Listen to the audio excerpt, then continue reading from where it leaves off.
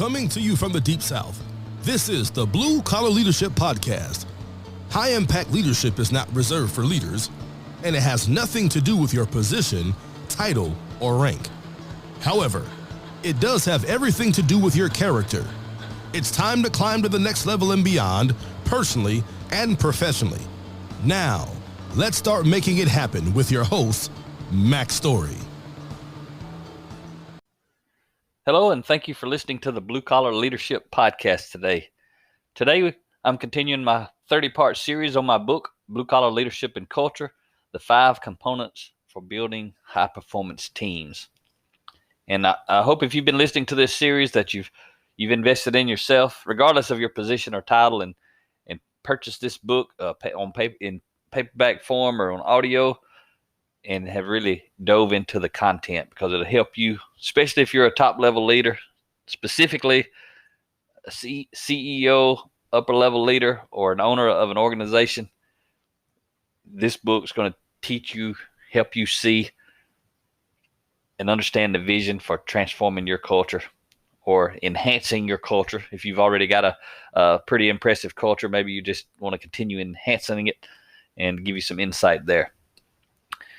Today, relative to the transformation equation, if you remember back in chapter 6 where I introduced the transformation equation, there were 5 components. There's leadership development, buy-in, unifying purpose, competency, and execution. Those 5 components lead to transformation or equal transformation. So today we've made it up to the 3rd component, unifying purpose. So today's episode and the next episode, I'm going to talk to you on chapters 18 and 19, which are all about unifying purpose. And if you remember the first component, leadership development, that is all about unifying principles. So that's getting everyone aligned, and it's really a nonstop journey, but it's getting everyone aligned, clarifying and identifying unifying principles of personal growth and leadership development. But today, and also remember, leadership development's first, buy-in second, unifying purpose, which we're talking about today, is the 3rd component. And you could kind of call that vision. Unifying purpose is the vision. So what we say is people buy into the leader before they buy into the leader's vision or unifying purpose. So again, that's why buy-in comes in between leadership development and today's session on unifying purpose.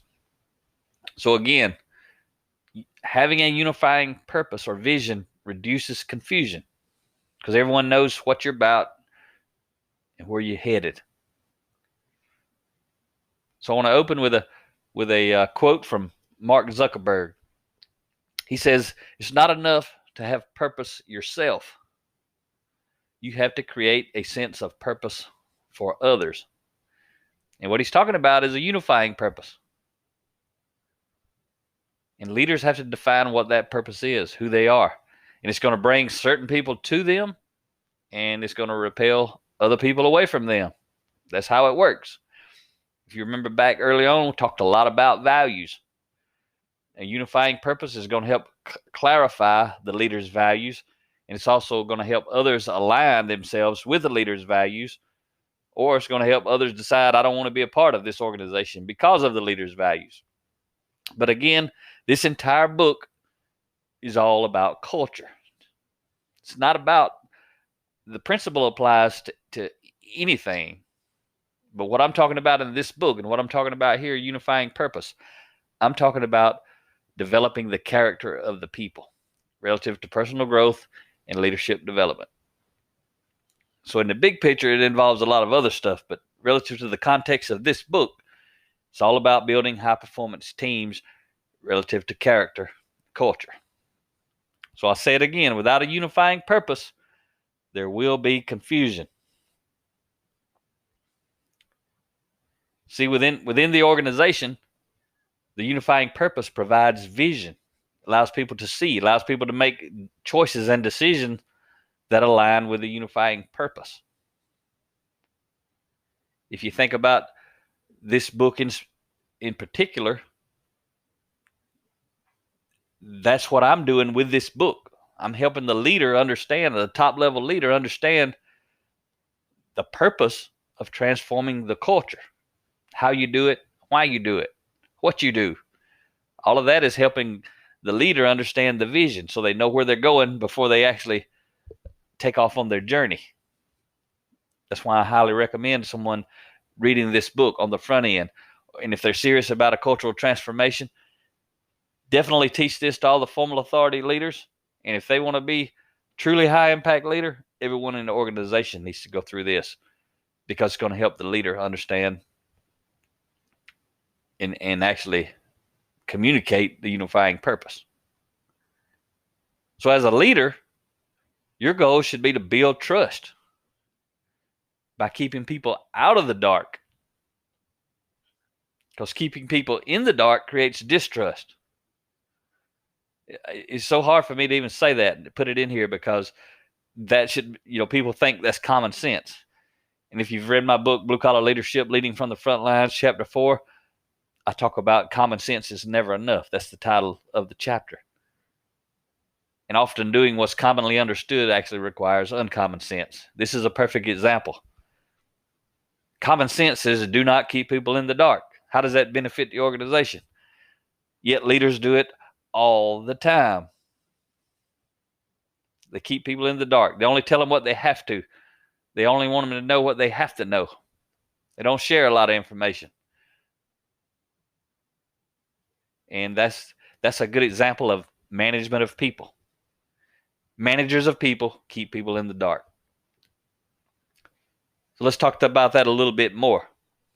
Low impact, insecure leaders keep people in the dark. And they do it intentionally because having a confused team gives them a sense of control. So due to their insecurity, they feel the need to control the thoughts and actions of others. Now think about that again. Low impact, insecure leaders keep people in the dark intentionally because having a confused team gives them a sense of control. And I'm telling you, I've met leaders like this. They want their team to be confused. They don't want them to know what's going on. They want them to be wondering. See, they're afraid that if everybody figures out what's going on, then they're going to have some feedback. And now the leader's going to have to deal with it. Or there's going to be some resistance. And then now they're going to have to deal with it. So they don't want to deal with it. They'd rather deal with everyone being confused and everybody moaning and groaning about not knowing what's going on, because it gives an insecure leader a sense of control, because they're the only ones who know what's going on. Don't be that leader. If you've seen one of these leaders, remember, we can learn a lot from bad leaders. We can learn how not to be. Even the bad leaders and bad people can teach us a lot of stuff if we're paying attention. The number one thing is what not to do and how not to treat other people. But people will be resistant and less likely to buy in if they're confused about what's happening. Remember, last several episodes we talked about buy-in. And I've said it a bunch and I'll say it again. People buy into the leader before they buy into the leader's vision. So even if a leader has a clearly defined unifying purpose, if the leader doesn't have a good character and doesn't have good relationships with the people, they're still not going to buy in. That's why leadership development comes first. But the reason people will be resistant, less likely to buy in, if they're confused about what's happening and why it's happening, it's not because they're bad people. They're not being resistant because they're bad people or have a desire to annoy their leaders, but simply because they want to understand. When people don't understand, they're resistant. It's human nature to want to understand what's going on around you and why. Think about it. Do you want to know what's going on around you and why? Relative to your work life? Relative to the organization that you're in? Even if you're the frontline entry-level person, wouldn't you like to know what's really going on in the organization? What the big picture is? See, low-impact leader thinks that frontline entry-level people, they don't need to know what's going on. And it may not be because they think they're not intelligent. They just think they literally don't need to know what's going on. Their job is to do the job. So a low impact leader doesn't have any desire to spend any energy, time on communicating to the frontline workforce what's going on in the organization. They think they're above that. Kind of sad, but when you engage all of the people, you're going to get wherever you're going a whole lot faster than when you aren't engaging the majority of the people, because the frontline people usually make up the majority of the people in an organization. And most of the time, low impact, insecure leaders leave them in the dark. So if you're the leader and you don't establish a unifying purpose, this is what's going to happen. You already know this too. See, it's all common sense. What's going to happen is the rumor mill and the grapevine will do it for you. If you don't establish your unifying purpose, the rumor mill and the grapevine will do it for you. And again, I want to put all this in context of leadership development, culture change. That's what this book's about. Again, it's easy to get sidetracked on what the entire company is about and the bigger mission relative to what you guys are doing to serve the customer. That's absolutely, this applies to that too. That's just not what I'm talking about in this book, because this book is about culture change. So when I'm saying if you don't establish a unifying purpose, the rumor mill and grapevine will do it for you, relative to this book in the context I'm talking about, if you just start doing leadership development, like we have some companies who want us to come in and start developing, say, the frontline entry-level people. Or it may be they want us to come in and only start developing the frontline supervision, like frontline management, first level of management or supervision, team leaders, whatever they call it. People call it all different kind of things, but I'm saying the first level of formal authority leaders. Sometimes organizations just want us to come in and do it. When you look at the org chart, they just want us to go in and focus on one layer of the org chart. And everyone else has to figure out why they're doing it, because there's usually no unifying purpose. And so the rumor mill starts up. People start making up reasons why they're training the frontline workforce. Number one thing, a lot of people say they just want us to work harder. If a frontline workforce is kept in the dark and then they bring in somebody to start developing the people, even if for a good legitimate reason, because they actually value the people and they want to help the people. But if they just come in and start training, the people have to guess what's the big picture. This book right here that you're listening to me talk about, these 30-part series, this is the big picture. If they're doing it from top to bottom on the org chart. But again, some people, they don't want to do it top to bottom. They think there's a problem in one spot and they go address that one spot. Usually what they're addressing is the symptom, because the real issue is usually up above. If there's a problem on the front line, it's up above. If the front line's disengaged, it's because those above them are disengaged. If middle management is disengaged, it's because upper management is disengaged. If upper management is disengaged, it's because the CEO or business owner is disengaged. If a company's not doing this leadership development, personal growth from top to bottom, they're missing the big picture. And that's okay. Something is better than nothing. But again, this book's not to help you get a little bit better as an organization. This book is how to help you become the sought after employer of choice in your industry, in your area of operations, so that you're attracting great people instead of searching for good people. So I'm going to tell you, great people, top talent, they don't want to be kept in the dark, and they got options, and they're going to exercise them, and they're going to leave an organization. Because a lot of times, when someone goes through an interview process, they get this beautiful picture painted of what's going to be like once they come into the organization. And then they actually come into the organization. And then that leader who told them what it was going to be like is going to have developed trust or distrust. What is it really like? If it's like the leader said, that leader's going to develop trust. If it's not like the leader said, that leader's going to develop distrust. And if the leader kind of put up a facade of what it's really going to be like, or what it is going to be like, but it's really not like that, high impact people top talent, they're not going to stick around. They're going to go on and find them another place to go. So that's going to be one of those examples of we get good people in, but they won't stay. That's because the good people come in and they figure out what's really going on, and they leave because they have options. So people will start guessing, wondering, and talking to others inside and outside the organization without really knowing what's going on. That's what happens when you keep them in the dark. When people are in the dark relative to what's going on with the culture, the vision, the mission of the organization, they're going to figure out something to fill in the blank, right or wrong, and then they're going to talk about it. So that's why it's so critical for leaders not to miss this component. And I shared with you in some previous episodes about a client we're working with, Mack Construction.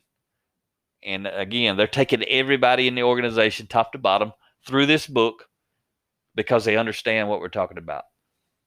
They understand that they want to make sure everyone understands the unifying purpose behind what they're doing, because they want to reduce confusion. They want to build trust.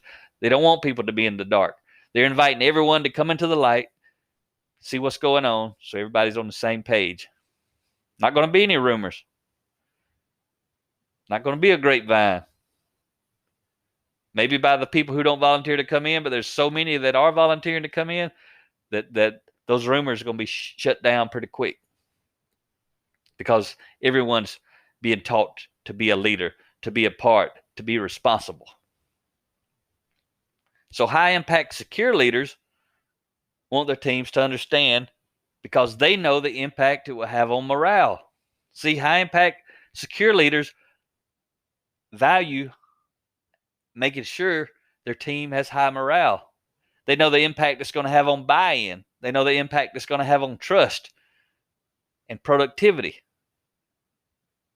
That's why they want to make sure they understand the unifying purpose. Because keeping people in the dark has a negative impact on morale, buy-in, trust, and productivity.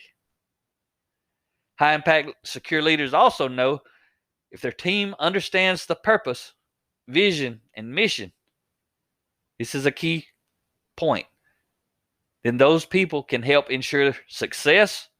They can help avoid and identify obstacles. And most importantly, they can hold each other accountable. But if they don't know the unifying purpose, they just kind of going through the motions. They can't help ensure success. They don't even know what success looks like beyond doing their job.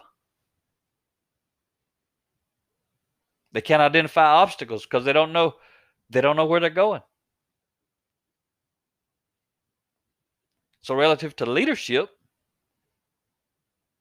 an obstacle would definitely be someone who's not on board at any level. So if you're engaged in everyone at every level, those who are actually buying into the unifying purpose and vision, they're going to be able to help. First of all, they're going to be able to model it.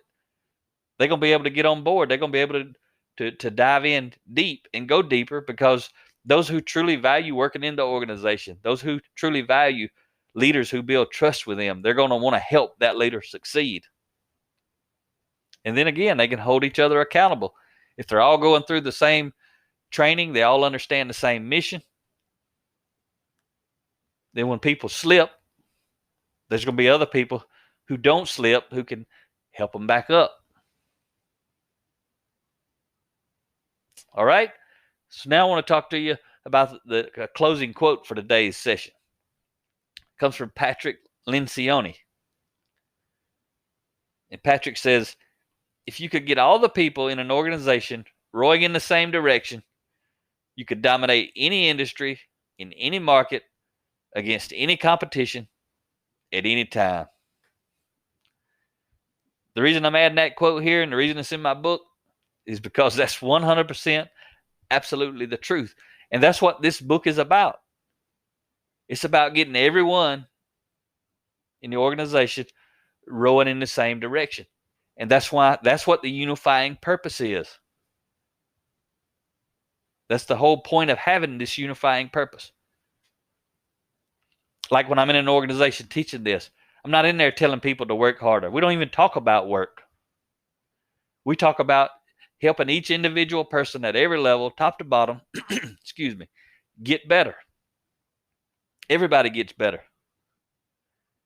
And when you get everyone trying to help everybody get better, and it's actually happening, and it's happening for the right reasons, because top level, high impact leaders, and leaders at every level for that matter, actually care about the people. They're on board. They're trying to get better, and they're trying to help everyone else get better. I'm telling you, if any organization that we're supporting who's trying to do that, I wouldn't want to be their competition that's not doing that. And it's pretty cool, because what we get to do most of the time when we're going in supporting a company, most often there's nobody in their industry, in their area, doing it. That's the reason that they can all operate like that, because no one's doing it. No one's doing this kind of development for the people. But as soon as one company starts doing it, especially whoever does it first and whoever does it the best, most of the time there's only going to be one doing it, until they start taking everyone's best people. And then the competition starts figuring out what they're actually doing at this high performance company. Why is that company always taking our people? And then over time they'll figure it out, but they're going to be years behind. And if you don't ever let off the throttle, you stay full throttle, these people can never catch up. It doesn't matter. You could tell them exactly what you're doing. You could say, go hire Mack Story and do exactly what we did. They still can't catch up as long as you don't let off the gas. That's why this is such a huge competitive advantage, because most industries, especially blue-collar industries, blue-collar organizations, hardly ever is anybody doing this kind of development for the people, especially top to bottom. A lot of them don't even do it at the top, much less at the bottom. So it is so easy over time, once you dive into this, to stand out. And I always use Chick-fil-A as a great model, because people can see it. Everyone knows what Chick-fil-A is doing. Everyone, their competition with billions of dollars, are trying to do the same thing, but they're not trying to be the same thing. See, that's the difference. I talk about that a lot. This right here is not about doing something different. It's about being something different. So it doesn't matter how much money a company has. They can hire the best trainers. They can buy the best equipment. They can buy the best products, the best ingredients, the best location. You can pay for all that. You can't pay for what we're talking about on these podcasts. Leaders have to earn it. Leaders at every level have to learn it, have to engage in it, have to model it, and then they have to do it relentlessly and endlessly, day after day, week after week, month after month, year after year. That's how you become something special. And that's why I'm telling you, once you go to start down the path, if you don't let off the throttle, your competition cannot catch up, because they've still got to do, whenever they figure out what you're doing, they still got to go back and do all of the work that you had to do to get to where you are. And most of them not going to do it. It doesn't matter if they hear that you're doing it and they try to do it. If that's why they're doing it, because they hear that you're doing it, they're doing it for the wrong reason to begin with. Never going to work, because it's artificial. All right. Hope you enjoyed today's session on the Unifying Purpose. I'll see you next week. We'll be talking about one more chapter on Unifying Purpose, dig down into it a little bit deeper, and then we'll be moving on to competency. Talk to you next time.